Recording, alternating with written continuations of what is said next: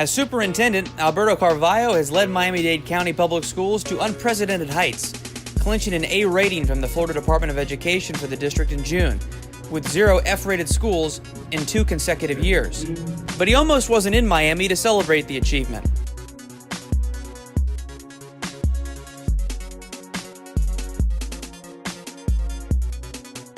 On March 1st, a day after agreeing to become New York City's new education chancellor, Mr. Carvalho shocked residents of both Miami and New York when he broke off the agreement in an 11th-hour announcement in which he committed to staying on as the county's top school official. When people lined up at all levels, teachers, principals, kids, parents, business leaders, and said, stay, give us another chance.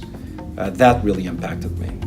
Mr. Carvalho's stewardship of South Florida schools has generated many improvements, including his lauded creation of iPrep Academy, a system-wide accreditation from Advance Ed in 2014, and the 2012 Broad Prize for Urban Education. According to Mr. Carvalho, those successes spring from his ability to surround himself with the right people.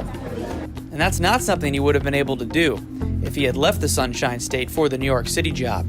The level of flexibility in terms of operations, in terms of hiring my own staff, particularly key staff members, would be significantly restricted in New York.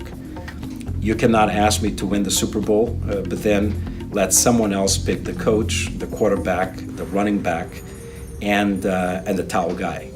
Carvalho was born to a poor family in Lisbon, Portugal, and came to Miami as an undocumented immigrant. He was a day laborer, but worked his way up through Miami's educational world to lead the country's 4th largest school district. He's held the job for nearly 10 years. It's an impressive story of personal achievement and family sacrifice. My father, a 3rd grade educated custodian, whose lack of formal education was more than compensated for with incredible intellect and ethics. I live his ethics, and I live with a chip on my shoulder, this additional weight of attempting to realize through my living the opportunities he never had. But Mr. Carvalho is not resting on his past success.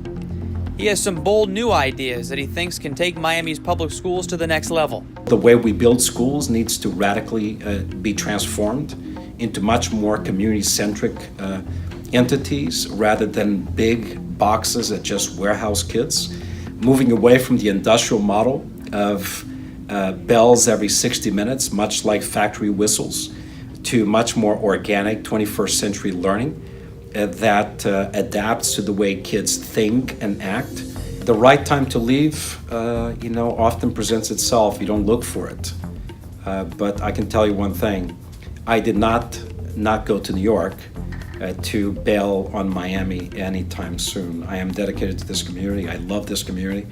And there is a clear understanding between this community and the work that we do in Miami-Dade that continues to, quite frankly, reinforce my belief that this is the right place, the right time to do God's work for kids.